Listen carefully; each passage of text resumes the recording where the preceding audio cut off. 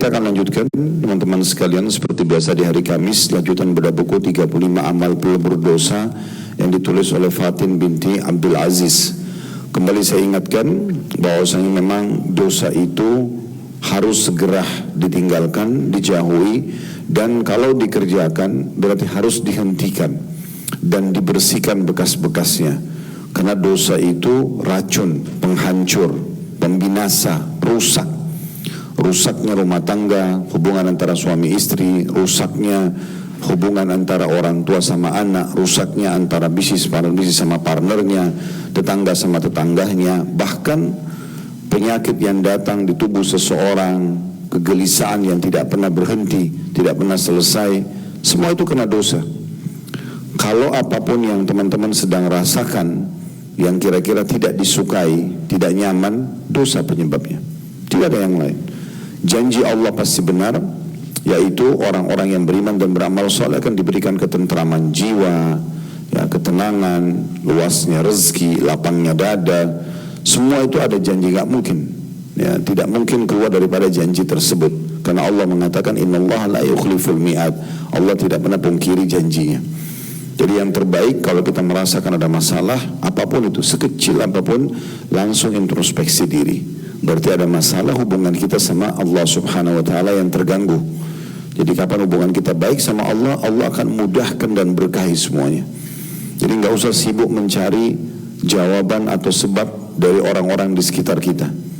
Sampai seorang salafus saleh mengatakan, saya melihat dan menyadari kalau saya punya dosa pada Tuhan Allah justru karena adanya perubahan sikap dari pasangan saya. Berubah sikap saja itu sudah berarti efek dari dosa.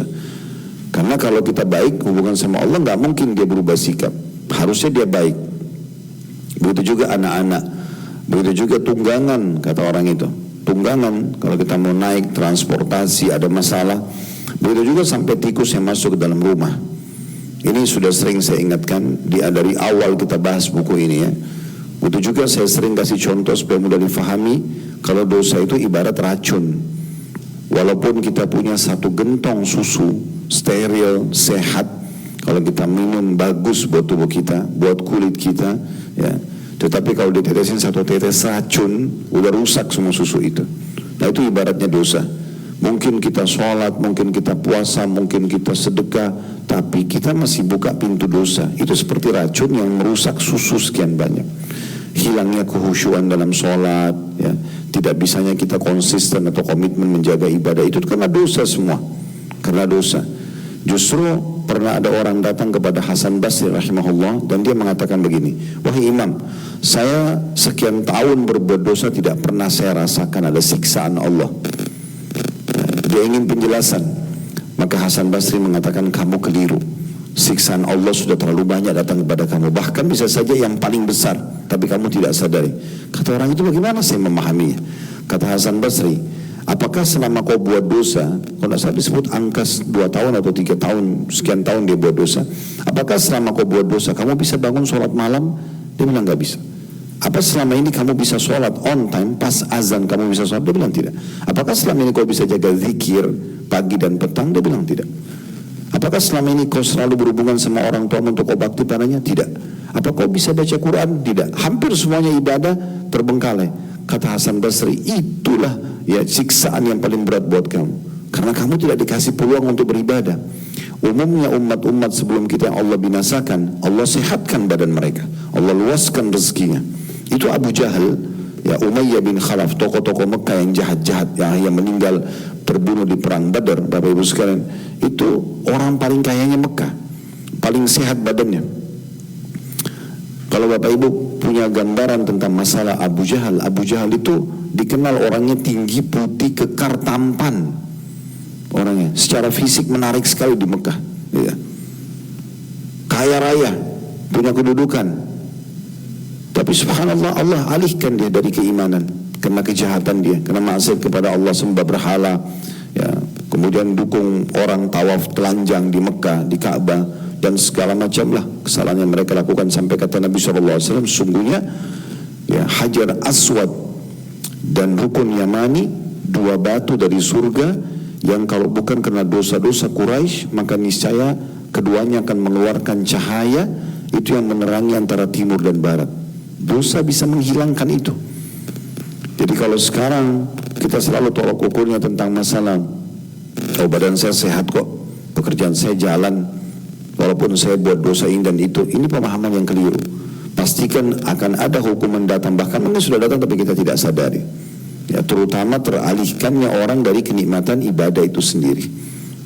Umat-umat sebelum kita, sekali lagi saya ingatkan, pada saat Allah mau binasakan, 3 hari lagi mereka akan dibinasakan. Kaum Lut, kaum Saleh, kaum Thamud, maksudnya kaum Nabi Saleh, kaum Ad, kaumnya Nabi Hud, ya, Namrud, kaumnya Nabi Ibrahim, Fir'aun, kaum Nabi Musa. Itu beberapa hari sebelum Allah wafatkan, makin Allah sehatkan badannya, makin Allah buat mereka bahagia, gembira, agar Allah binasakan mereka di atas kegembiraan di maksiatnya itu.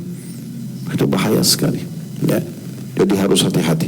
Nah, ini sedikit mukaddimah prolog lagi mengingatkan tentang masalah judul kita, ya, karena sempat pekan lalu kita libur karena bimbing umrah soalnya. Jadi insya Allah kita harus hati-hati. Jadi bukan hanya sekedar meramaikan majelis, tapi perlu kita sadari kita sedang belajar sesuatu yang kita butuhkan untuk panduan hidup kita ke depan. Baik, kita sudah membahas pada pertemuan yang terakhir yang kita 2 pekan yang lalu kurang lebih, amalan pelebur dosa yang ke-19, masalah sholat fardu. Ya, saya ingatkan kembali, ini adalah satu-satunya perintah Allah Subhanahu wa Ta'ala kepada Nabi Muhammad SAW, yang untuk menerimanya itu harus lakukan perjalanan dulu.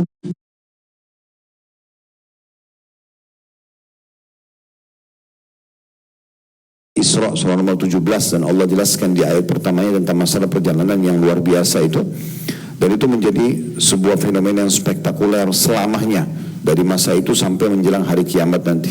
Karena Nabi SAW terbang dengan kuda bersayap yang tidak mungkin ada selamanya, itu hanya diberikan pada saat itu. Tapi bukti-bukti membuktikan memang itu terjadi. Dan ini Bapak Ibu bisa kembali ke ceramah kami tentang masalah Isra Mi'raj, saya tidak bahas lagi karena ini cukup panjang.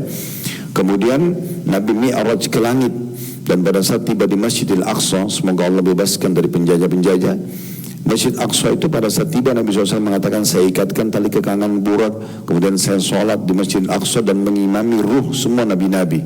Ini untuk menerima perintah sholat nih. Kemudian saya pun dimi'rajkan ke langit, lalu selama perjalanan diperlihatkan siksa-siksa kubur, siksa para pezina, siksa para pemakan riba, siksa para pendusta, siksa orang yang meninggalkan sholat, perempuan tidak tutup aurat, dan segala macam hal. Kalau kita baca tentang perjalanan Nabi Isra Mi'raj itu betul-betul luar biasa, seperti kita sedang menghadapi dan menyaksikan sendiri. Coba Bapak Ibu ketik tentang riwayat-riwayat Isra Mi'raj, itu ajaib sekali.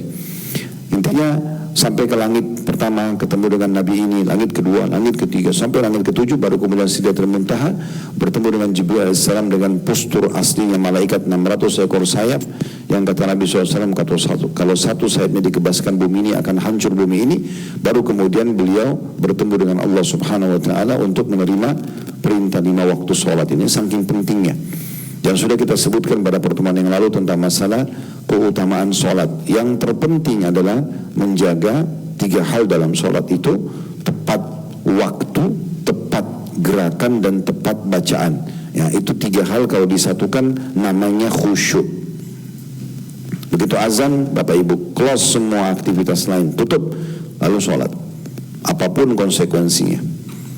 Sampai Umar bin Khattab radhiyallahu anhu, pada saat beliau sudah ditusuk oleh Abu Lu'lu' Al-Majusi yang menusuk beliau sehingga beliau mati syahid, itu beliau sempat pingsan karena lubang dari belakang sampai ke depan. Sampai tabibnya waktu itu suruh Umar bin Khattab minum susu, keluar dari depan, keluar dari belakang, karena besarnya lubang itu.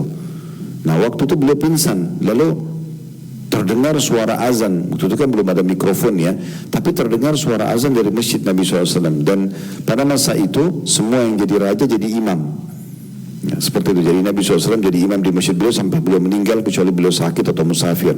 Abu Bakar juga sama, Umar juga sama, terus begitu. Idealnya dalam Islam begitu, pemimpin itu harusnya kayak kita di Jakarta Istiqlal, jadi imam di Istiqlal gitu, harusnya begitu ya.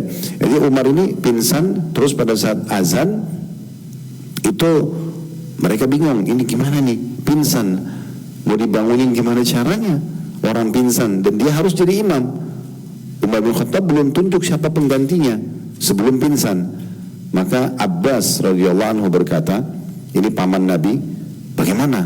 Betulan di sebelahnya ada ponakan dia Ali bin Abi Thalib. Bagaimana ini? Kata Ali, saya punya solusinya. Teriakkan atau bicarakan, sebutkan, bukan teriakkan, sebutkan di kuping Amir Mukminin Umar bin Khattab, sholat dia akan bangun. Lagi pingsan. Maka Ali sebut di telinganya dan disaksikan oleh para sahabat, as-salatu ya Amiral Mukminin, sholat wahai pemimpin orang beriman. 3 kali Ali ulangi, maka Umar bangun, lagi pingsan, bangun lalu mengatakan, betul, tidak ada Islam bagi orang yang tidak sholat. Ini luar biasa, sangat kedudukannya sholat itu luar biasa. Jadi memang tepat waktu itu sesuatu yang luar biasa. Dan ditanya dalam hadis Bukhari kepada Nabi SAW, amal apa yang paling afdal, yang paling Allah cintai? Kata Nabi SAW, as-salatu ala waktiha, sholat tepat waktunya. Itulah manfaatnya dikumandangkan azan, supaya kita sholat di awal waktu. Dan beda, saya kalau masih ingat, saya sebutkan 2 pekan yang lalu ya, kalau ada 2 orang muslim atau muslimah sedang sholat, si A sama si B, si A ini begitu azan udah sholat sunnah, udah berdoa antara azan dan iqamah, begitu imam Allahu Akbar dia sudah ikut takbiratul ihram. Ini beda pahalanya dengan si B yang mungkin dia begitu azan baru wudu, luput dari dia sholat qabliyah, iqamah sholat. Mungkin dia dapat imamnya sudah waladhdallin misalnya, masih dapat rakaat pertama, tapi beda pahalanya dengan si A. Dan memang tepat waktu itu penting sekali ya. Orang seperti yang awal sekali absen kepada sang raja gitu ya.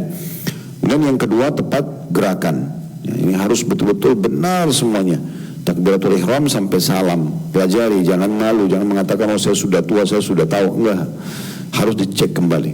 Saya bertahun-tahun ngajar tentang bab sholat dan praktekin sholat, hampir mayoritas cuma mengatakan oh baru tahu, ternyata salah, ternyata begini, sekian tahun sholat ya. Kemudian yang ketiga itu tepat bacaan, benar penyebutannya, baik bacaan Al-Qurannya, bacaan doanya, nggak boleh asal-asalan ya.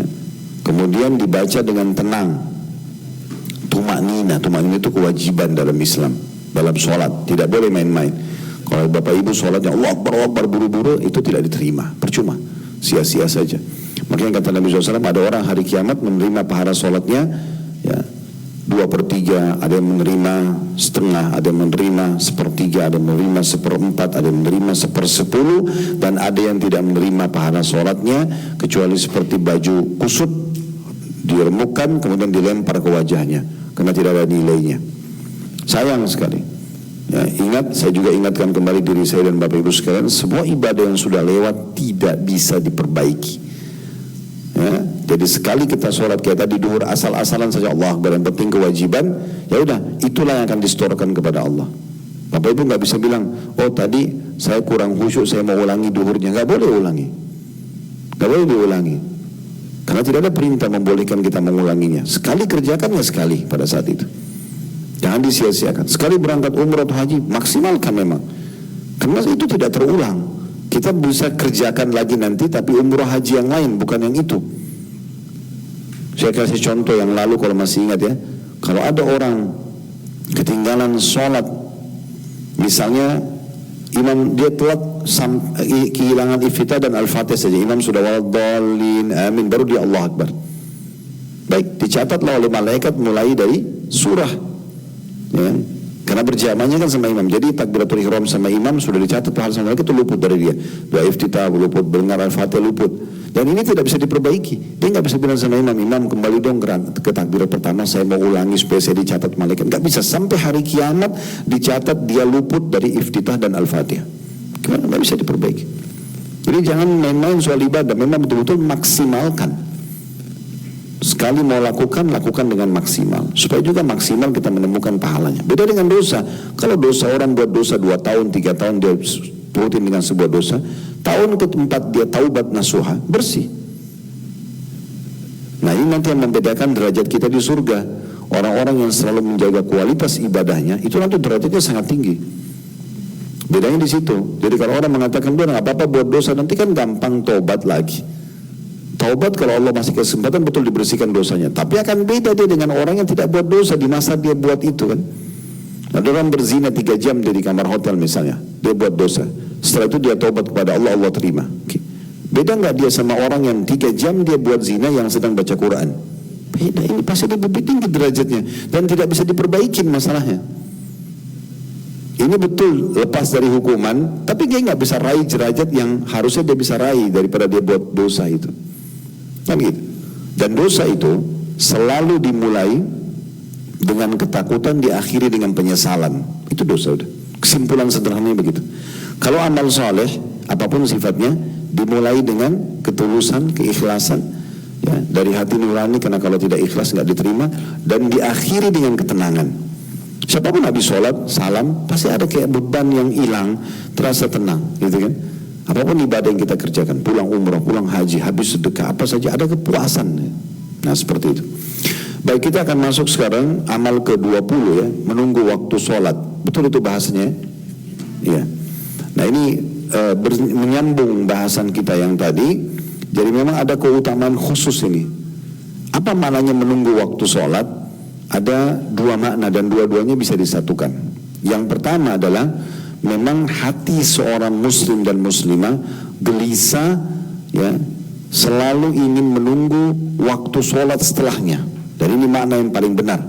Jadi misalnya Bapak Ibu habis sholat duhur gini, dia itu selalu hatinya siaga. Ini asar gak boleh luput nih, tepat waktu, tepat gerakan, tepat bacaan.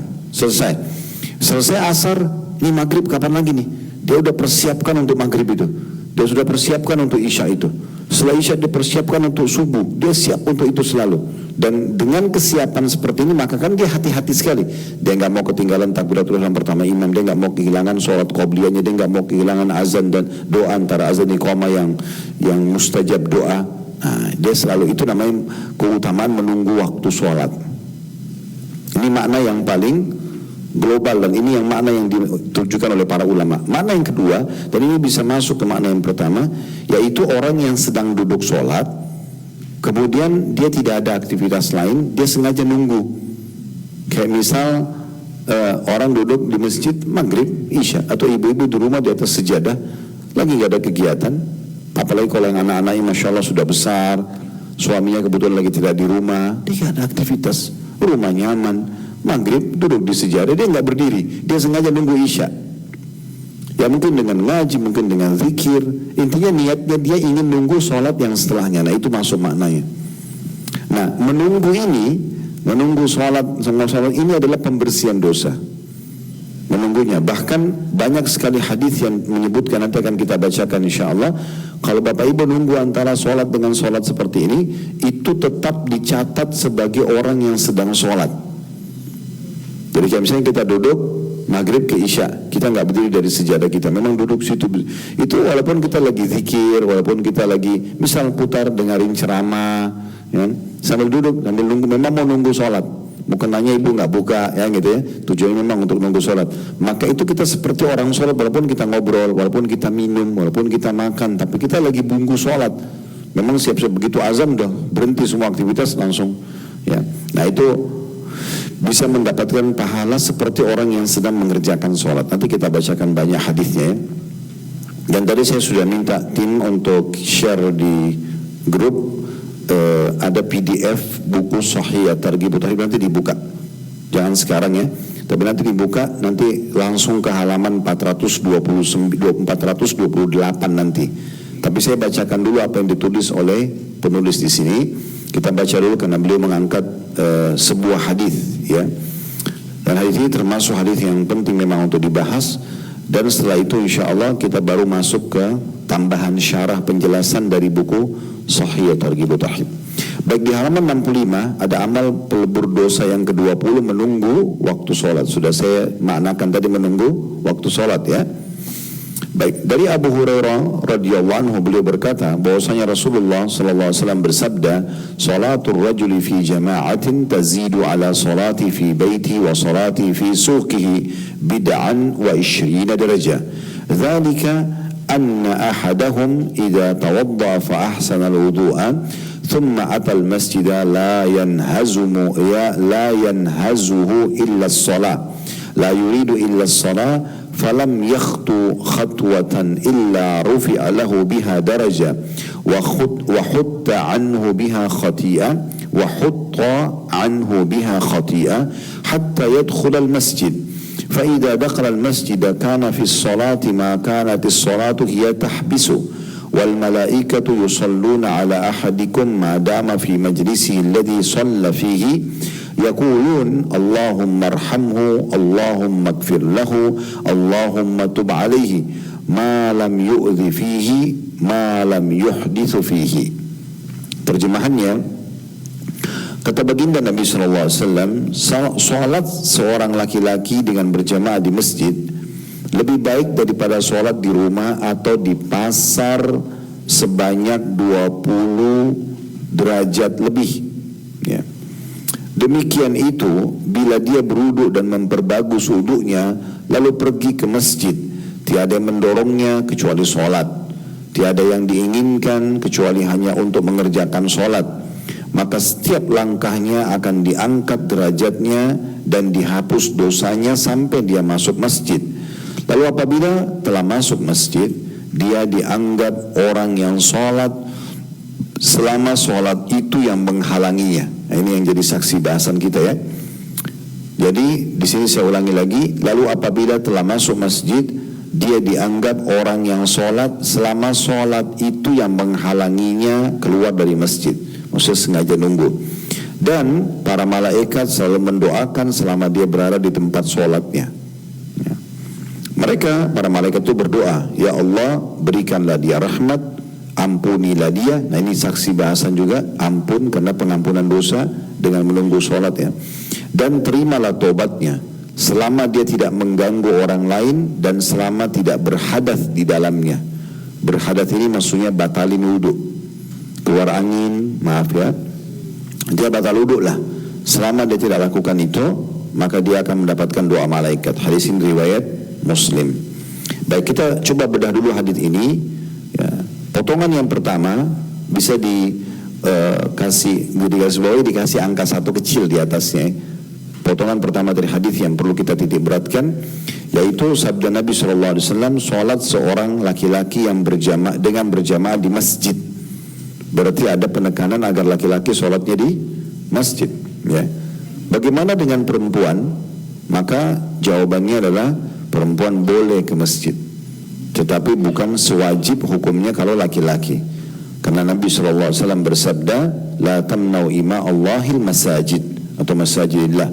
Jangan kalian menahan para hamba-hamba Allah wanita untuk sholat di masjid, ya, untuk sholat di masjid. Betul, dibolehkan. Dan pada saat, ya, ibu-ibu ada waktu lowong, ada kesempatan, masjid dekat rumah, pergi saja, tidak ada masalah. Apalagi kalau mau niat mendidik anak-anak, punya anak laki-laki, diajak pergi masjid sholat, ya. Kecuali memang ada kewajiban-kewajiban yang ibu lakukan, misalnya ada bayi kecil, kemudian ada mungkin suami lagi sakit di rumah atau lagi sakit, atau ada yang ibu harus siapin makanan pulang dari sholat, misalnya harus disiapkan untuk suami, maka ibu sholat di rumah. Itu keringanan yang Allah SWT berikan. Ya, kalau di Indonesia masih mungkin asing, ya, tapi sebenarnya hukum agamanya wanita boleh hadir sholat Jumat, tapi hukumnya sunnah bagi mereka. Makanya kalau lagi umrah, Makkah sama Madinah dibuka kan untuk wanita, karena memang boleh mereka hadir Jumat, tetapi tidak sewajib laki-laki. Kalau laki-laki wajib, nggak bisa ada pilihan. Nah di sini sebuah hukum yang perlu kita fahami. Jadi memang yang dimaksud ini seorang laki-laki, karena laki-laki itu lebih cenderung pendapat jumhur ulama dari hadis ini hukumnya wajib. Ya, kecuali Imam Syafi'i rahimahullah, beliau mengatakan sunnah muakkadah atau sunnah yang sangat ditekankan. Kemudian ini potongan yang pertama bisa diambil dari hadis, ya. Dan ada penyebutan di situ lebih baik daripada sholat di rumah atau di pasar sebanyak 20 sekian derajat, ya. Kalau dalam riwayat lain itu 25 kali lipat. Ada riwayat juga 27 derajat. Dan Abdullah bin Abbas radhiyallahu anhu, sahabat Nabi, pada saat memaknakan hadis ini mengatakan bahwasanya 1 derajatnya saja perbedaan antara sholat berjamaah dengan sholat sendiri itu antara langit sama bumi. Antara langit sama bumi. Jadi besar sekali perbedaan jarak derajat-derajat ini. Jadi jangan dianggap remeh gitu, ya. Nah, ada perumpamaan ilustrasi yang menarik. Nah, di sini kan laki-laki disuruh ke masjid, ibu-ibu di rumah. Laki-laki kalau ke masjid umumnya dapat berjamaah. Kalau ibu-ibu lagi nggak ke rumah, nggak ke masjid, usahakan jangan sholat sendiri. Ajak pembantunya, ajak anaknya, ya. Kalau betul-betul cuma berdua sama suaminya, suami pergi ke masjid, minta aja suami imami. Begitu pulang dia boleh imami. Tapi kan Ustaz, kan suami saya sudah sholat. Benar, tetap boleh. Terjadi di masa Nabi Muhammad SAW. Tapi nanti bagi suami ibu hukumnya sunnah, ya. Karena pernah waktu Nabi SAW selesai sholat, sudah salam, lagi zikir, ada satu sahabat baru masuk masjid, telat dia. Dia begitu mau takbir, Nabi tahan dulu, sebentar, jangan takbir dulu. Lalu Nabi bicara sama sahabat yang lagi berzikir, yang sudah sholat, siapa yang mau bersedekah untuk saudaranya ini? Maksudnya berdiri sholat sama dia supaya dia jangan sendiri. Tapi nanti hukumnya sudah sunnah, karena sudah dikerjakan. Dia cuma niatnya untuk membantu menemani saudaranya. Maka Abu Bakar berdiri radhiyallahu anhu dan menemani orang itu sholat. Kemudian begitu juga dengan sahabat Nabi yang lain namanya Mu'adz bin Jabal radhiyallahu anhu. Beliau seringkali sholat berjamaah dengan Nabi SAW di masjid Nabi. Begitu selesai salam, beliau pulang jadi imam lagi buat kaumnya. Jadi sukunya dia punya masjid sendiri, kayak kita mungkin di RT-nya dia, gitu ya, atau di RW dia. Kemudian dia sholat sama Nabi karena keutamaan ngejar sholat sama Nabi. Lalu dia pulang, dia imami kaumnya. Karena dia sudah sholat tadi. Dari sini, dari dua riwayat ini dibolehkan seseorang itu untuk membantu saudaranya yang sudah sholat. Jadi nggak masalah, ya. Nah ini jadi usahakan jangan sholat sendiri. Ibu-ibu kenapa nggak mau sholat ngajak anaknya? Ya, kadang-kadang begitu di rumah. Yang penting dia sudah sholat. Anaknya sudah sholat atau enggak terserah dia. Tapi kan saya sudah suruh, nggak cukup. Anak-anak itu nggak cukup dengan lisan, harus praktek. Panggil dia, ayo sholat sama ibu nak, ayo sholat sama umina, suruh sholat sama-sama. Ajarin pakai mukenahnya, ajarin gerakan dari kecil. Biasakan 3 tahun, 4 tahun sudah suruh ikut, ya, supaya mereka sudah terbiasa dengan gerakannya. Kalau ada yang mereka tanya habis sholat, ibu bisa jelaskan. Kan lebih bagus dicicil. Walaupun mereka belum diperintahkan, karena belum balik kan gitu, belum ada hukum. Tapi kan kalau mereka sudah diajarin dari kecil, nanti pada saat sudah balik, ibu gak capek lagi. Dia udah langsung start karena sudah punya ilmunya. Dibandingkan nanti kalau sudah balik baru mau diajarin sholat, ini salah, ya. Jadi hidupkan suasana sholat berjamaah di rumah bagi ibu-ibu. Hidupkan, jangan sendirian. Karena perbedaannya itu 20 derajat sekian. Dalam riwayat yang tadi saya bilang 25 kali lipat, dan ada hadis yang lain 27 derajat. Rasionalnya begini, kalau ada 2 perusahaan, ibu mau kerja, bapak ibu mau kerja, jam kerjanya sama, misalnya 8 jam per hari, jarak dari rumah sama, jenis pekerjaannya sama. Tapi bedanya, di perusahaan A gajinya 25 juta, di perusahaan B gajinya 1 juta. Pilih yang mana? Nah, cepat paham kalau uang. Nah seperti itu orang sholat berjamaah dengan sholat sendiri. Karena sama-sama kan sholat, kan sama aja. Sholat sama dikerjakan, ya kan gitu. Kemudian sama juga gerakannya, sama juga waktu yang dilowongkan. Kita berjamaah atau sholat sendiri sama saja. Duhur tetap 4 rakaat kan gitu. Asal tetap 4 rakaat. Lalu kenapa cari yang satu? Kenapa enggak 25? Kan gitu. Nah jadi usahakan jangan luput waktu, jangan luput waktu sholat itu kecuali berjamaah. Ya, walaupun anak kecil kita ajak, kita niatkan semoga Allah kasih kita pahala berjamaah walaupun anak kita yang kita ajak. Gitu. Ini bagian yang kedua yang perlu digarisbawahi ya dari riwayat ini. Kemudian bagian yang ketiga, adanya perintah untuk menyempurnakan wudhu. Ini sudah kita jelaskan di bahasan sebelumnya ya. Itu kalau tidak salah di amalan yang ke-17, berwudu ya. Sudah panjang lebar kita jelaskan. Jadi wudhu itu harus disempurnakan. Jangan tergesa-gesa. Ingat ada batas minimalnya. Minimal pergelangan tangan lebihkan, jangan kurang. Dan sudah kami jelaskan ya, kalau wudhu itu misalnya ibu dan bapak sekalian perbatasan sampai di pergelangan ini ibu lebihkan, bapak lebihkan. Maka lebihkan ini jauh lebih baik. Nanti pada hari kiamat cahayanya di mahsyar lebih panjang. Dan juga dalam sebuah hadis yang lain akan diberikan perhiasan oleh Allah SWT sesuai dengan anggota tubuh yang tersentuh air wudhu. Tapi kalau kurang dari batas minimalnya, maka bisa saja batal. karena kurang dari batas, misalnya cuma sampai di sini saja, tidak sampai di pergelangan, berarti kan tidak sah wudunya, tidak sah sholatnya. Jangan tergesa-gesa, pelan-pelan saja. Dan saya sudah berbagi pada saat dibahas amalan yang ke-17 itu, kerannya jangan terlalu besar supaya tidak mubazir air. Dipakai, diusap, sudah pastikan satu ini semua kena, ya, jari-jarinya diselat-selatkan, baru kemudian pakai, baru basuh yang kedua. Udah selesai, baru yang ketiga. Ini makna di situ, perhatikan terjemahannya, ya.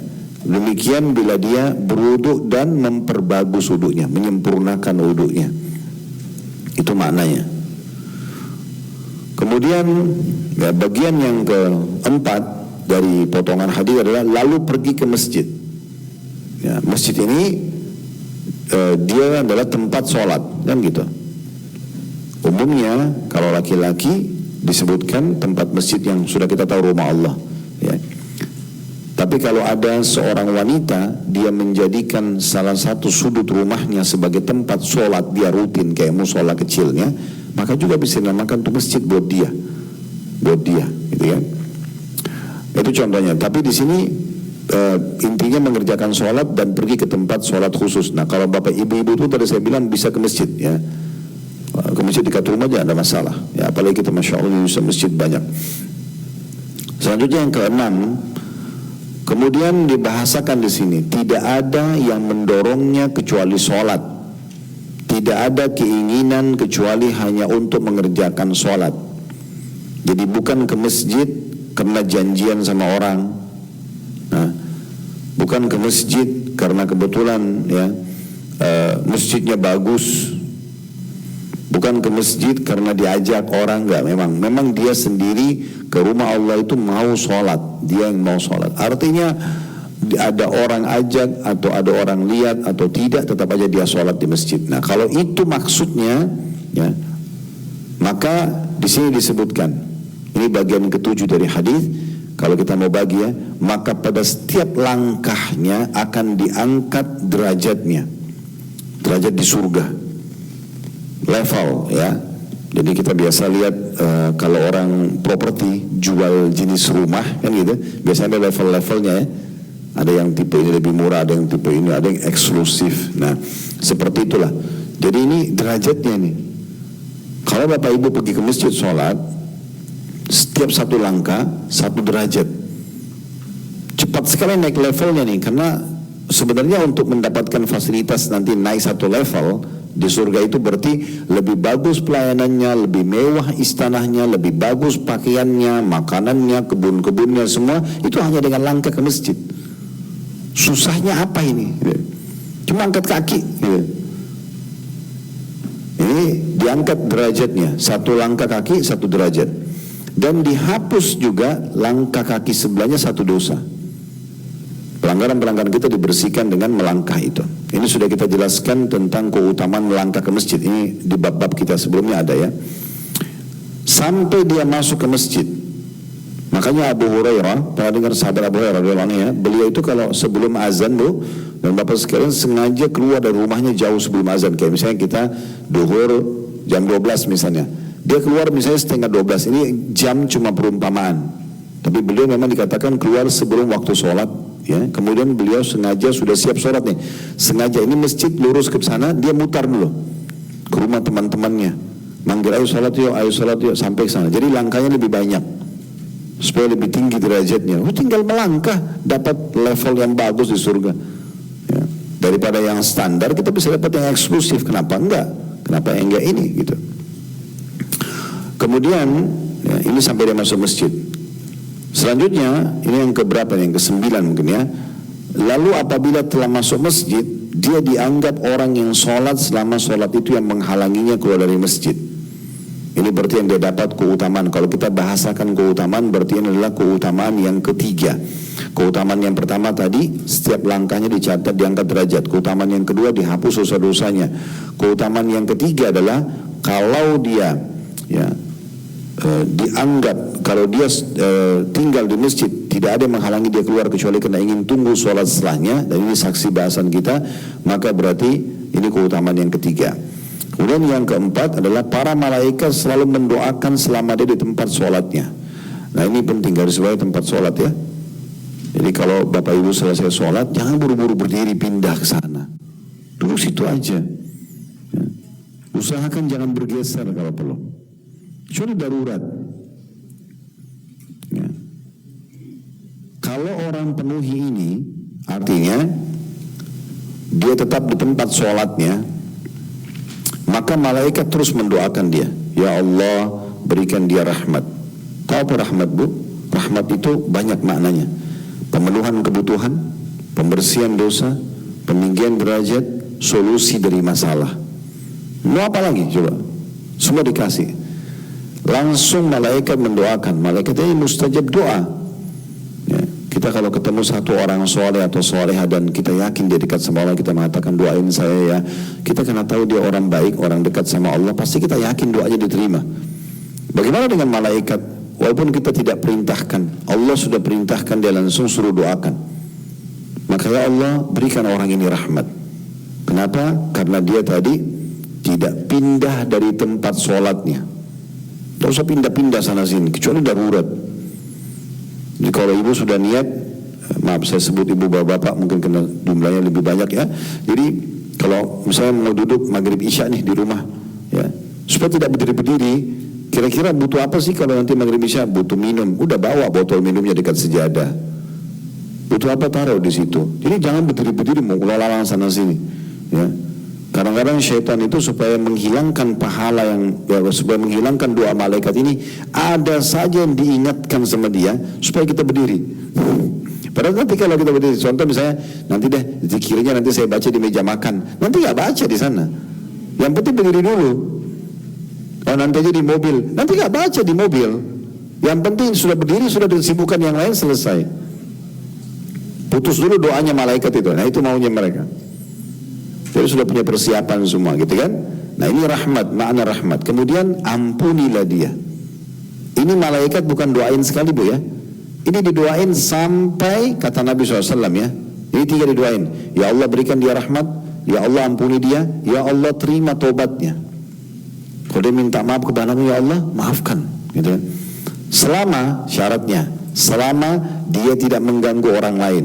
Ngobrol, baru salam sudah aja ngomong sebelah. Tuh apa aja ngomong orang, dia lagi zikir. Kadang-kadang temannya sudah kelihatan lagi zikir, tetap aja ditanya.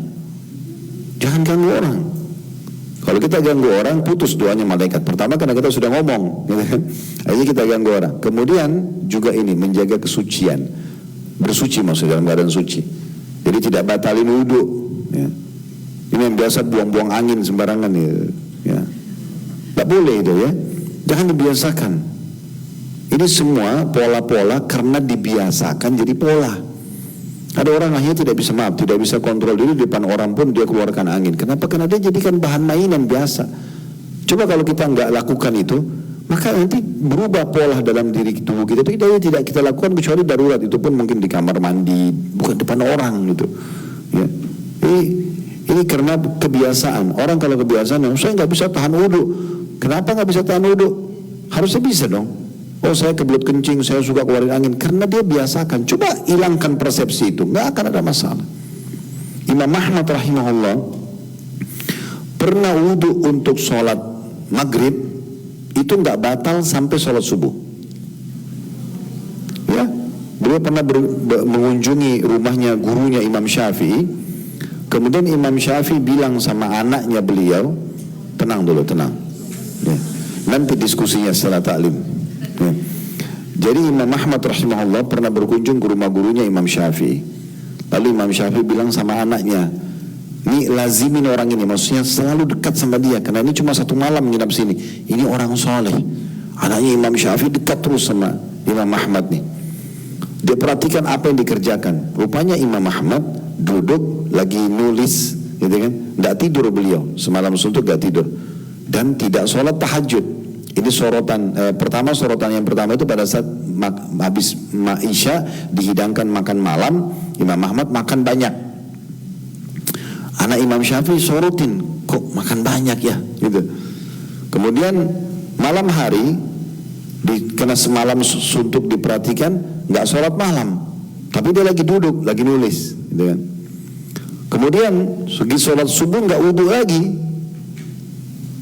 Maka karena dia terganggu, dia tanya ayahnya. Dia bilang, ayah, ini anak Imam Syafi'i sama ayah Imam Syafi'i.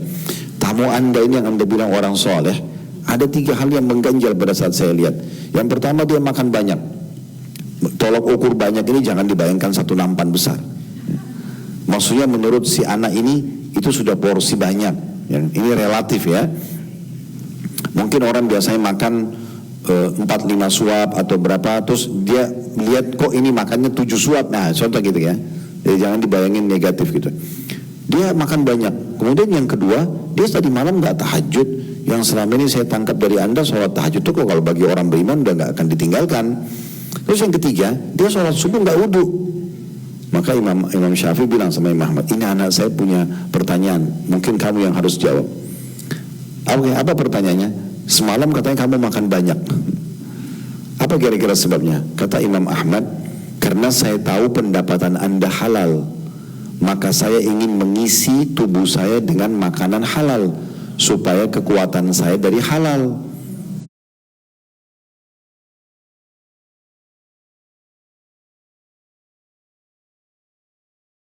Ini kan halal, sini saya makan banyak, enggak. Bukan gitu maksudnya, tapi ini proporsional ya. Oke. Kemudian kata Imam Syafi'i, sudah dengar jawabannya? Jadi maksudnya dia lebih dari porsi yang biasa karena dia anggap ini baik, halal gitu. Maka yang halal itu kalau mengisi tubuh kita menjadi nutrisi cocok untuk, jadi kayak kalau bahan bakar itu Pertamax Plus. Oke, maaf saya sebutin nama ini karena sebagai contoh saja. Kemudian selanjutnya, kenapa nggak sholat tahajud? Kata Imam Ahmad, semalam suntuk, saya faedah dari sebuah hadis dan saya butuh konsentrasi penuh. Hadis ini satu hadis, dicoba direnungi, minta petunjuk sama Allah, apalagi pelajarannya ya, ditulis sama dia. Entah pagi, semalam suntuk, konsentrasi untuk ambil hikmah dari satu. Kayak tadi ini kan kita beda-beda tuh. Ini Bapak Ibu turun garis bawah, ini nomor 1 nomor 2, itu kan kita ambil faedah-faedahnya ya. Jadi bisa lebih luas kita ambil faedah, karena memang begitu, wahyu itu memang sangat luas maknanya. Kata Imam Ahmad, dan saya melihat menuntut ilmu lebih wajib daripada sholat tahajud. Ini ilmu ini luar biasa, memang karena menuntut ilmu hukumnya wajib kan, sholat tahajud sunnah. Maka saya melihat ya ini lebih afdal. Jadi menurut Imam Ahmad, dan saya memang pernah menemui satu teman saya, ya saya kenal baik beliau penulis banyak sekali buku yang ditulis. Saya pernah tanya, gimana caranya antum bisa nulis sampai bukunya banyak banget? Mungkin sudah puluhan atau ratusan judul buku ditulis sama dia. Dia bilang, saya Ustaz duduk, kemudian saya nulis. Makan pun disuapin sama istri saya nggak berdiri, dia bilang. Saya berdiri, kenapa? Memang saya juga pernah coba waktu kita nulis, kalau lagi nulis Bapak Ibu sekalian, itu kalau kita lalang sana sih, ambil minum, kamar mandi, keluar sana, ini pecah konsentrasi. Tapi di saat kita lagi duduk, lagi nulis, itu kayak Allah sambungin, oh dalil ini lagi, oh hadis itu lagi, oh kisah ini, kita jadi ingat kapan kita fokus gitu. Maka saya kalau susun materi, saya coba fokus dulu. Oke, 1 jam ini saya nggak mau aktivitas yang lain. Nah, itu bagus sekali. Tapi bahasa dia luar biasa. Dia bilang, saya tidak pernah berdiri, saya tulis sampai buku itu target saya terpenuhi, baru saya aktivitas yang lain. Saya juga pernah rasakan tuh pada saat susun skripsi, tesis gitu kan. Itu memang sampai ayah saya datang ke kamar saya baru bahasakan. Dia sudah makan. Udah insya Allah nanti. Saya coba berdiri sholat. Urusan lain enggak? Udah. Supaya selesai tulisannya, kalau enggak. Nah seperti itu. Jadi itu Imam Ahmad lakukan. Kemudian yang ketiga, sholat subuh tanpa wudhu. Imam Ahmad ini jadi saksi bahasan kan. Beliau mengatakan, karena saya dari maghrib ke isya sampai ke subuh, apalagi saya tidak tidur, saya belum batal wudhu. Maka saya pakai wudhu yang tadi malam untuk sholat. Kan hukum fikihnya selama tidak batal boleh dipakai sholat kan gitu. Kalau Bapak Ibu keluar misalnya tadi pagi pada aktivitas habis sholat duha, wudhu misalnya tahu sholat duha, terus tidak batal wudhu, nggak ke WC, mungkin karena minum sesuai dengan kebutuhan, haus minum, lapar makan, bukan minum terus makan terus nggak selesai, akhirnya urusan kamar mandinya banyak gitu kan. Jadi kalau kita merasa haus, ada sinyal dari Allah, oh iya butuh minum, lapar, oh iya butuh makan, dan sesuai dengan kebutuhan saja. Tidak usah banyak-banyak berlebihan. Ini banyak keluar masuk kamar mandi ini karena terlalu berlebihan, gitu kan? Seperti itu. Maka Imam Ahmad rahimahullah mengatakan saya jaga, bayangkan dari maghrib, isya, ya, kemudian tunggu sampai subuh, itu lama sekali, tidak batal wudhunya.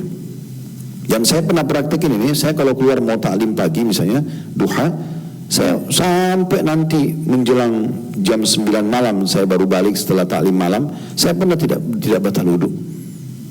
Bisa saja, tergantung sugesti kita sebenarnya kan gitu. Jadi kalau orang kebiasaan buang angin terus, ngajar dijadikan bahan bercanda sama teman-temannya, kan ini, apalagi suami istri saling tembak terus, itu kan tidak baik. Kalau saya melihatnya, Allahu a'lam. Ya, jadi lebih baik dijaga. Nah ini termasuk dimaksud tadi, karena kalau lagi sholat, ya, kemudian duduk dan tidak membatalkan wudhu, doa malaikat terus berdoa. Nah ini ada sebagian ulama mengatakan ini sejalan dengan sabda Nabi SAW tentang malaikat, ya, hormatilah malaikat yang makhluk Allah yang ada di sekitar kalian karena mereka terganggu apa yang mengganggu manusia. Kata sebagian ulama, mereka terganggu dengan bau busuknya angin itu yang keluar. Mereka terganggu sampai Utsman bin Affan radhiyallahu anhu itu selalu menjaga menutup auratnya, sampai kata Nabi SAW pada saat beliau lagi duduk dan Utsman datang, beliau langsung merapikan pakaian Nabi SAW, sempat lututnya kelihatan, beliau tutup. Lalu kata Umar dan Abu Bakar, ya Rasulullah, tadi waktu kami datang Anda biarkan lutut Anda terlihat, tapi waktu Utsman datang Anda tutup. Kenapa ya Rasulullah? Kata Nabi SAW, ala astahmi rajulin istahminul malaika, tidak pantaskah saya malu dengan seseorang yang malaikat aja malu padanya? Kata sebagian ulama hadis, Utsman bin Affan tidak pernah lihat kemaluannya sendiri, saking malunya sama Allah. Betul dia bersihkan, tapi enggak, dia jaga gitu, karena dia tahu Allah melihatnya, malaikat sampai begitu sensitifnya mereka. Kita tidak bicara kalau orang lagi biologi suami istri, tapi ini adalah rutinitas keseharian. Jadi kalau ibu pun di rumah lagi dari kamar mandi mau ke ruang kamar, tetap pakai tutup handuk, walaupun kita sendirian. Karena masih ada malaikat yang melihat kita, gitu kan? Itu contoh saja. Baik, ini yang kita bisa ambil dari hadis ini. Sekarang tolong dibuka yang tadi saya bilang. Sudah terima PDF-nya? Udah? Belum? Sudah di-share katanya. Udah? Coba dibuka halaman 428. Itu harus di-scroll ke bawah.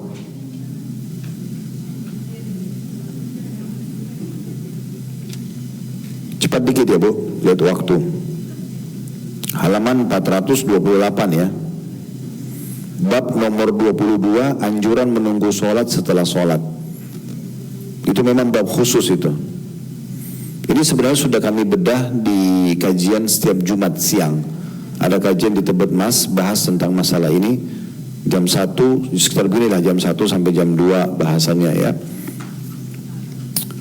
Di halaman 428 ya. Sudah? Itu sebentar sekali kok kalau di download itu. Belum di share? Sudah? Saya bersama yang mengatakan sudah. Karena sudah ada yang terima. Coba di share lagi di grupnya kalau yang ada grup mungkin ya. Baik, nanti yang lain nyusul bisa nyusul. Ada PDF warnanya kuning. Ya. Oke, nanti sambil di share lagi, nanti dicek ya. Di halaman 428, bab nomor 22, anjuran menunggu sholat setelah sholat. Kalau yang belum sempat buka, bisa dengarin aja. Saya sebenarnya untuk supaya Bapak Ibu lebih mengetahui apa sih Ustaz ambil hadis dari mana sih ya. Nah ini supaya lebih jelas. Baik, hadis nomor 1 dalam bab ini ditulis oleh Al-Mundhiri rahimahullah. Penulis buku namanya Al-Mundhiri, seorang penulis buku yang luar biasa. Dia tulis namanya At-Targhib Tarhib. At-Targhib itu motivasi, hadis-hadis yang berisi motivasi untuk mengerjakan amal soleh. At-Tarhib ancaman bagi orang yang berbuat dosa. Jadi dia menyusun hadis tentang itu, motivasi untuk berbuat amal dan ancaman bagi orang yang berbuat dosa supaya dia tidak mengerjakan gitu. Baik, di sini bab nomor 22 di halaman sekali lagi 428, hadis pertama di sebelahnya ada tertulis sahih. Kenapa? Karena buku ini sudah ditelusuri oleh Syekh Albani dan beliau menerbitkan judulnya Sahih At-Targhib Tarhib. Jadi hadis-hadis yang sahih semua diberikan keterangan kalau ini sahih. Ini urutan 442 dari awal bab ini dibahas ya. Dari Abu Hurairah radhiyallahu anhu berbunyi bahwa Rasulullah sallallahu alaihi wasallam bersabda, la yazalu ahadukum fi salatin madamatis salatu tahbisu la yamna'uhu an yanqaliba ila ahlihi illa shalah. Terjemahannya, salah seorang dari kalian senantiasa dianggap dalam sholat. Jadi sudah saya jelaskan, jadi seperti dia sedang sholat, selama sholat itu yang menahannya. Jadi walaupun Bapak Ibu sudah salam, tadi misalnya maghrib isya atau duhur asar ya, tapi kita tetap aja duduk menunggu. Nah walaupun kita lagi duduk saja, tidak lagi sholat, tapi tetap dianggap sedang sholat. Salah seorang dari kalian senantiasa dalam sholat selama sholat itu yang menahannya, tidak ada yang menghalanginya untuk pulang kepada keluarganya kecuali sholat. Dia memang tidak mau pulang ke rumah dulu ya, kecuali memang mau nunggu sholat. Kalau habis sholat baru dia pulang. Nah itu maksudnya. Hadis ini riwayat Bukhari. Dan ditulis itu di tengah-tengah hadis ya. Ini riwayat Bukhari tengah-tengah hadis dan Imam Muslim juga. Dalam riwayat Bukhari yang lain disebutkan, inna ahadakum fi salatin madamatis salatu tahbisu wal malaikatu taqul Allahumma ighfir lahu warhamhu ma lam yakum min musallahu aw yuhdits. Sesungguhnya salah seorang dari kalian berada dalam solat selama dia ditahan oleh solat itu. Sementara para malaikat terus berkata, ya Allah ampunilah dia, ya Allah rahmatilah dia selama dia tidak beranjak dari tempat solatnya dan selama tidak berhadas. Jadi sudah saya bahasakan, berhadas itu batalin wudu ya, terutama keluarin angin tadi. Dan dalam riwayat Imam Muslim dan juga Imam Abu Daud selanjutnya, masih halaman sama 428 ini ya, Rasulullah SAW bersabda, la yazalul abdu fi salatin ma kana fi musallahu yantadhirus salah wal malaikatu taqul, ya, dan malaikat berkata, Allahumma ighfir lahu Allahumma arhamhu hatta yansarifa aw yuhdits, qila wa ma yuhdits, qala yabsu aw yadrib atau yadrib ya. Seorang hamba, kata Nabi SAW, senantiasa dalam sholat selama dia di tempat sholatnya menunggu sholat. Sementara para malaikat berkata, ya Allah ampunilah dia, ya Allah rahmatilah dia, sampai dia beranjak atau berhadas. Lalu seseorang bertanya, apa yang dimaksud dengan berhadas ya Rasulullah? Kata Nabi SAW, maaf, kentut, ya disitu dikatakan dalam kurung yang tidak bersuara atau kentut yang bersuara. Ya, berarti kalau dilakukan itu berhenti doa malaikat. Berarti kan kita harus terapi diri kita untuk tidak boleh batalin itu. Nah tadi saya bilang salah satu caranya jangan dijadikan sebagai pola, kebiasaan sendawa, kebiasaan maaf ngupil, kebiasaan korek-korek kuping. Ini kan kebiasaan saja. Cuma jangan dijadikan biasa, maka akan aman ya. Karena memang pandangan orang juga jadi jelek buat kita ya. Kalau di sini setelah sholat bisa batal wudhu, bisa batal doanya malaikat, sayang banget ini ya. Makhluk Allah yang soleh, walaupun kita tidak kenal dia terus mendoakan kita. Dan ini terus ya, maghrib isya itu misalnya 1 jam tuh malaikat tidak berhenti berdoakan, rahmati dia, ampuni dia Allah, terima tobatnya, rahmati dia. Bayangkan Bapak Ibu sekalian kalau kita taklim 1 jam misalnya, saya terus bilang, ya Allah ampuni kami, rahmati kami, terima tobat kami, terus. Itu luar biasa itu ya.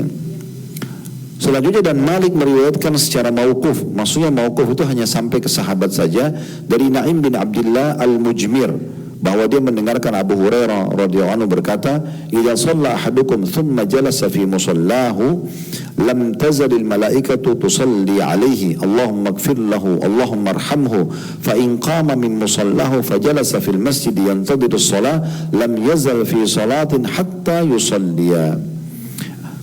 Artinya apabila salah seorang dari kalian sholat, kemudian dia duduk di tempat sholatnya, di sejadah kita itu, tempat kita duduk, jangan pindah, maka para malaikat selalu berdoa untuknya, ya Allah ampuni dia, ya Allah rahmati dia.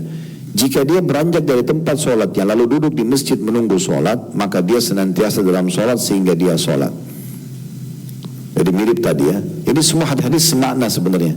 Saya cuma mau memperkaya bahasan kita dengan ternyata banyak sekali riwayat yang menjelaskan tentang keutamaan menunggu antara sholat dengan sholat. Hadis nomor 2 dalam bab ini, bab nomor 22 ya. Dengan sanad sahih urutan 443 dari awal disusun buku ini dari Anas radhiyallahu anhu anna Rasulullah sallallahu alaihi wasallam akhara lailatan salatal isya'i ila syatril lail thumma aqbala biwajhi ba'da ma shalla faqala shalla an-nasu wa raqadu wa lam tazalu fi salatin mundu tawartumuha. Bahwa Rasulullah SAW, kata Anas bin Malik, di suatu malam pernah menunda sholat isya sampai pertengahan malam.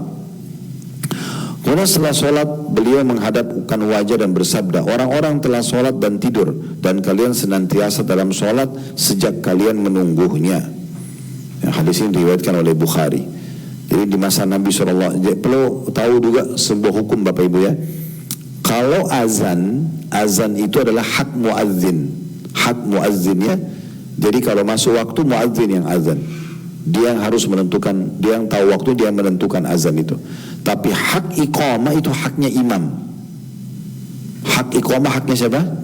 Imam. Jadi kalau imam datang baru iqamah, walaupun imamnya lama. Harusnya begitu. Kalau ada imam tetap di situ nggak boleh iqamah sampai imamnya datang. Itu hukum syariat. Makanya di sini dalam hadis yang Bukhari disebutkan, Nabi SAW waktu itu tidak keluar. Sahabat nunggu sampai pertengahan malam, cukup lama nunggunya. Baru Nabi imami sholat isya, belum tidak iqamah gitu. Dan Nabi SAW setelah itu, karena ini beliau lakukan bukan karena sebuah pola ya, karena ada sebuah hukum yang beliau ingin sampaikan. Maka setelah salam dari sholat isya di pertengahan malam, maka beliau mengatakan, orang-orang sudah banyak tadi sudah sholat isya, bahkan sekarang sudah pulang rumah, sudah tidur. Kalian belum nih, karena nunggu saya sebagai imam kalian. Begitu mereka tidur, mereka pulang, dan kalian menunggu saya sampai diiqamahkan sholat, maka kalian terus dicatat seperti orang yang sedang sholat sampai dikerjakan sholat tersebut. Ya. Hadis ketiga dalam bab ini dengan sanad sahih, ini urutan 444 dari awal hadis disusun di buku ini, berbunyi dari Anas radhiyallahu anhu anna hadhil ayah tatajafa junubu 'anil madaji' nazarat fi intidhari as-salati allati tud'al 'atama. Bahwa ayat ini ya, yang terjemahannya lambung-lambung mereka menjauhi tempat tidur. Ini kan Allah memuji hamba-hamba Allah yang tidak buru-buru tidur habis maghrib, tunggu isya. Dalam riwayat lain Nabi SAW itu membenci tidur habis maghrib, takutnya isyanya lewat ya, tapi kalau habis isya itu sunnah. Bahkan dianjurkan untuk tidak begadang bagi orang yang tidak ada keperluan ya. Maka kata beliau, ayat ini yang artinya lambung-lambung mereka menjauhi tempat tidur, turun berkaitan dengan sholat, menunggu sholat yang dikenal dengan sholat isya. Hadis ini diriwayatkan Tabarani dan beliau mengatakan hadis ini hasan. Hadis nomor 4 dalam bab ini dengan sanad sahih dari Abdullah bin Amr radhiyallahu anhuma. Abdullah sahabat, Amr ayahnya sahabat, Amr bin As. Beliau berkata, "Shallaina ma'a Rasulillah sallallahu alaihi wasallam al-maghriba, faraja'a man raja' wa aqaba man aqaba, faja'a Rasulullah sallallahu alaihi wasallam musri'an qad hafazahu an-nafas wa qad hasara an rukbatayhi. Qala abshiru hadha rabbukum qad fataha baban min abwabis sama' yubahi bikumul malaika yaqul unzuru ila ibadi qad qadaw farida wa hum yantadhiruna ukhra." Ini hadis agung sekali nih. Ini berhubungan dengan bab kita ya, tentang masalah keutamaan menunggu salat. Dia terjemahannya. Kata Abdullah bin Amr bin As, kami sholat maghrib bersama Rasulullah SAW. Di antara kami ada yang pulang antara maghrib isya, dia pulang ke rumah. Boleh nggak? Boleh ya, kalau ada hal yang darurat. Tapi kalau tidak, ini dengarkan keutamanya nunggu isya sekalian baru pulang misalnya. Kami sholat maghrib bersama Rasulullah SAW. Di antara kami ada yang sudah pulang, dan di antara kami ada tetap nunggu di masjid. Maksudnya nunggu isya sekalian deh, nanti habis isya baru pulang gitu ya.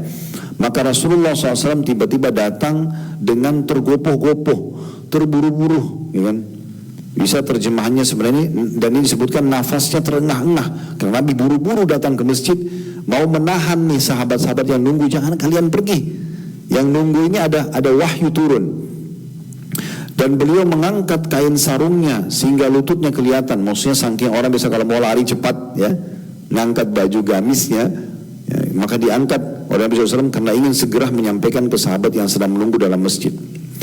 Lalu beliau bersabda kepada orang yang tunggu di masjid, berbahagialah kalian. Ini kalian lagi nunggu di masjid ini berbahagia nih. Kenapa? Ini adalah Rabb kalian, maksudnya Tuhan kalian Allah. Sekarang di detik ini Dia sedang membuka salah satu pintu langit. Dan Dia membanggakan kalian ini. Yang nunggu di masjid ini, nunggu Isya nih, maghrib Isya doang. Ini turun wahyu langsung Allah sekarang sedang membanggakan kalian di depan para malaikatnya. Seraya berfirman, lihatlah hamba-hambaku ini. Mereka telah menyelesaikan sholat fardu yang diwajibkan buat mereka. Lalu mereka masih nunggu yang berikutnya. Jadi karena menunggu ini Allah banggakan di depan para malaikat. Hadis ini diriwayatkan Ibnu Majah. Hadis kelima dalam bab ini dengan sanad hasan dari Abu Umamah radhiyallahu anhu bahwa Rasulullah SAW bersabda, "Salatun fi ithri salah, la lagwa bainahuma, kitabun fi illiyin." Ketahuilah bahwasanya salat setelah salat tanpa ada perbuatan sia-sia di antara keduanya adalah catatan di illiyin atau di surga yang tertinggi. Jadi kalau Bapak Ibu lagi duduk, tadi saya kasih contoh maghrib isya, sering saya kasih contoh maghrib isya karena maghrib isya ini lebih pendek waktunya. Dan umumnya orang juga tanggung gitu, pulang dari masjid ke rumah atau kita berdiri sebentar aktivitas, udah azan isya, lebih baik duduk nunggu. Nah kalau duduk itu nunggu, kata Nabi SAW itu akan langsung dicatat dia di saat itu dalam buku namanya Illiyin. Illiyin ini catatan bagi ahli surga yang mendapatkan derajat-derajat tinggi. Hanya nunggu sholat saja. Duduk saja di situ. Hadis ini diriwayatkan oleh Abu Daud. Hadis nomor 6 dengan sanad sahih li ghairihi. Maksudnya sahih li ghairihi Bapak Ibu sekalian menjadi sahih karena dikuatkan dengan riwayat-riwayat lain.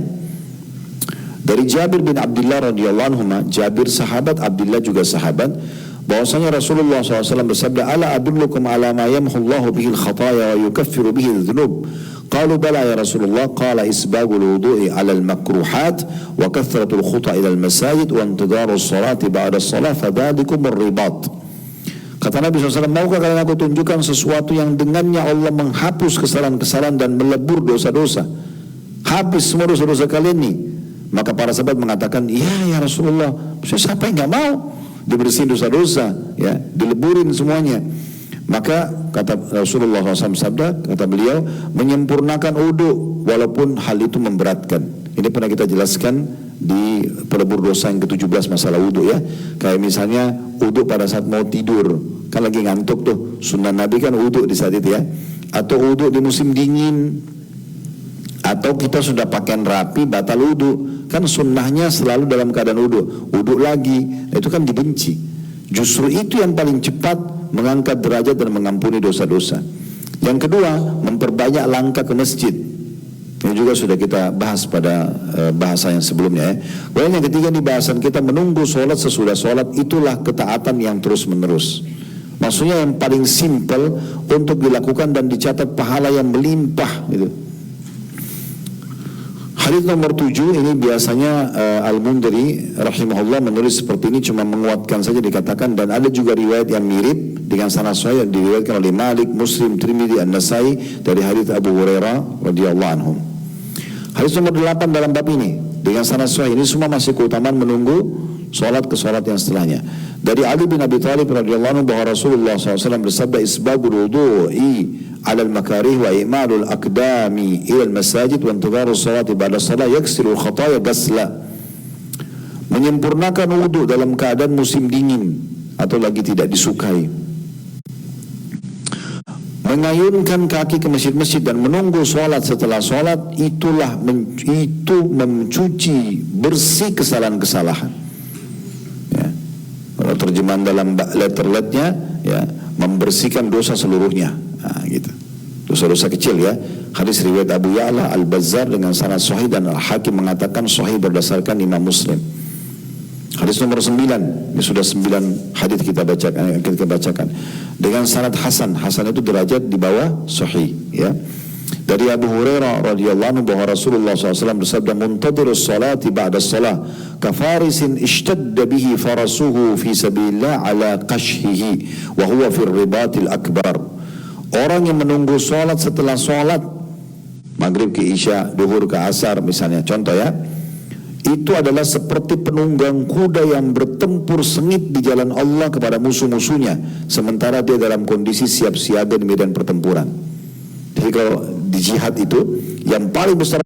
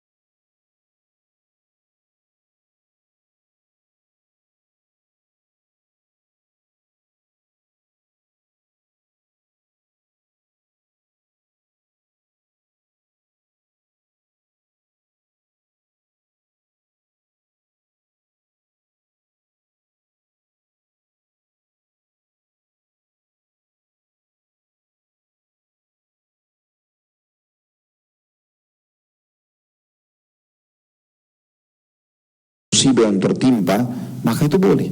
Bahkan itu dianjurkan. Kalau kita muncul perasaan, oh ternyata musibah ini datang karena dosa saya, lalu kita bersyukur, alhamdulillah ya Allah engkau ingatkan aku dengan ini, gak masalah, positif aja. Ya.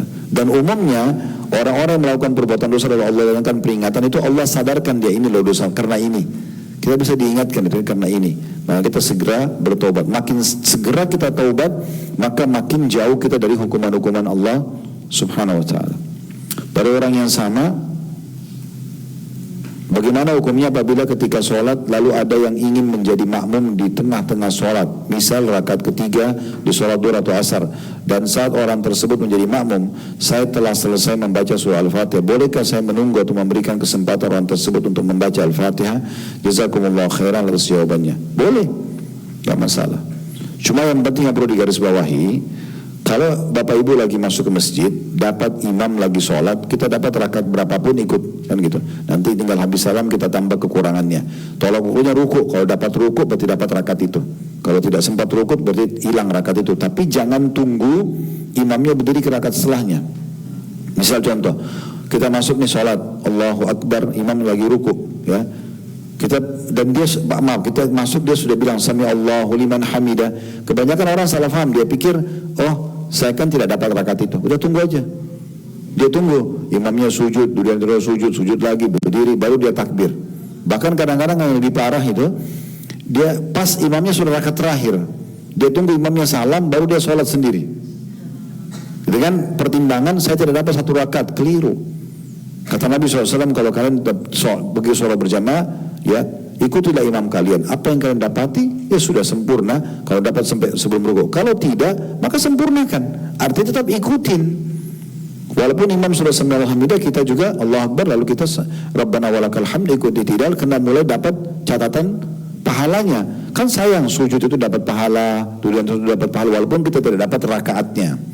Nah itu perlu digarisbawahi. Terus digarisbawahi juga poin penting, kalau misalnya ada satu orang berjamaah nih, imam sama makmumnya 10 orang misalnya. Selesai salam, dari 10 orang ini rupanya ada 2 orang yang masbuk satu rakaat. Imam salam, mereka berdiri. Kalau Bapak Ibu masuk masjid, Bapak Ibu nggak boleh jadikan dia sebagai imam, ya, karena dia asalnya makmum. Jangan ditepuk pundaknya. Lalu kita jadi makmum, dia jadi imam kita, nggak bisa, karena dia sudah makmum awalnya.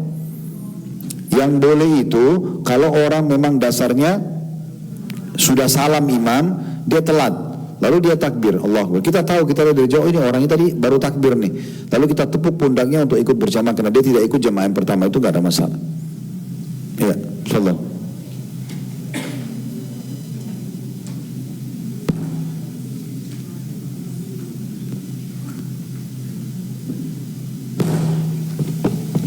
Assalamualaikum.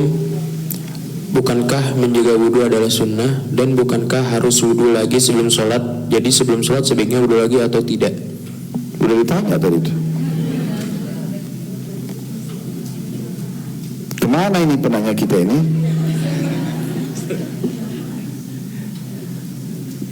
Bismillah dari Jamaah Sisesa.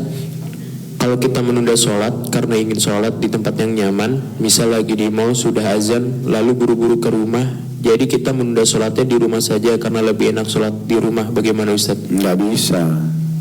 Boleh sholatnya, tapi kalau bicara masalah keutamaan pahalanya jangan. Kata Nabi SAW, dimanapun kalian menemukan sholat itu masuk, maka kerjakanlah, gitu kan? Jadi kerjakan, nggak usah ditunda. Kecuali ada udzur syar'i. Udzur syar'i seperti misalnya, maaf kita kebelet nih, mau buang air besar, buang air kecil, itu nggak boleh sholat. Nabi SAW melarang kita sholat dengan menahan 2 hal ini, buang air besar atau buang air kecil, atau ya ini nggak boleh, kita harus selesaikan dulu. Itu lain, itu punya udzur. Tapi kalau nggak ada udzur, kenapa nggak sholat? Di mall pun sholat aja, kenapa enggak? Itu kan? Ustadz, jika sudah azan subuh kita masih kurang witir 1 rakaat, boleh tidak cepat-cepat sholat witir? Karena saya pernah dengar kajian sunnah yang bilang bahwa azan subuh di Indonesia itu kecepatan. Boleh. Kata Nabi SAW, kalau kalian mendengarkan azan subuh, maka segeralah tutup dengan witir. Berarti kan boleh. Gitu sama Nabi kan, azan, kita dengar azan masih witir aja 1 rakaat, insya Allah masih keburu itu. Masih ada? Oke. Bismillah. Ustadz, apabila kita belum batal wudhu atau dapat mempertahankan wudhu di antara dua waktu sholat, apakah lebih afdol wudhu lagi atau tidak? Bolak-balik. Udah, saya tutup dengan ini. Ini ada pertanyaan dari sini masuk. Antum juga harus sortir dulu. Udah terulang itu. Oke, ini terakhir ini ya, pertanyaan karena sudah menjelang asar.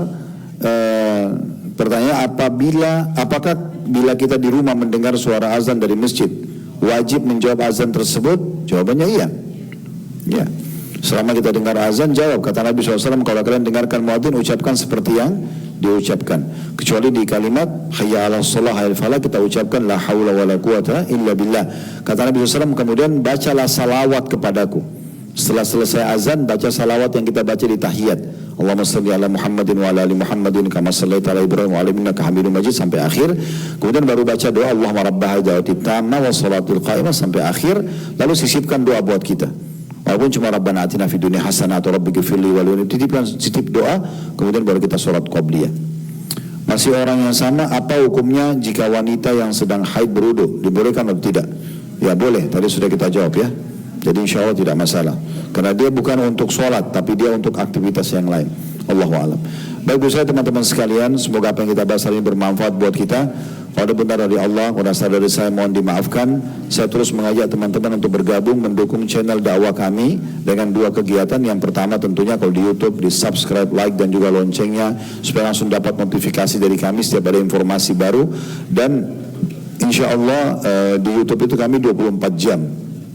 Jadi walaupun tidak live seperti ini akan ada terus diputar serial-serial ceramah. Kemudian di Instagram, di Facebook, mungkin di TikTok ada di follow, di share ya. Ini termasuk hal yang bisa Bapak Ibu partisipasi bersamakan di pahala. Yang kedua, Bapak Ibu bisa menjadi donatur tetap untuk kegiatan dakwah kami. Kami sering membeli kamera, kebutuhan-kebutuhan, gaji teman-teman yang bergerak di digital studio. Itu bisa Bapak Ibu raih pahala di situ insya Allah, bisa menjadi donatur tetap. Masuk ke Yayasan Sedekah Kreatif, cari ada kegiatan inso atau infak sedekah. Itu insya Allah cukup banyak. Kalau tidak temukan, nanti kami minta teman-teman tim untuk share juga insya Allah. Dan juga jangan lupa selalu mendoakan saudara kita di Palestina. Terus jadikan doa rutin kita sampai Allah SWT berikan kepada mereka kemenangan, Allah ikhlaskan mereka, dan juga Allah terima para syuhada mereka.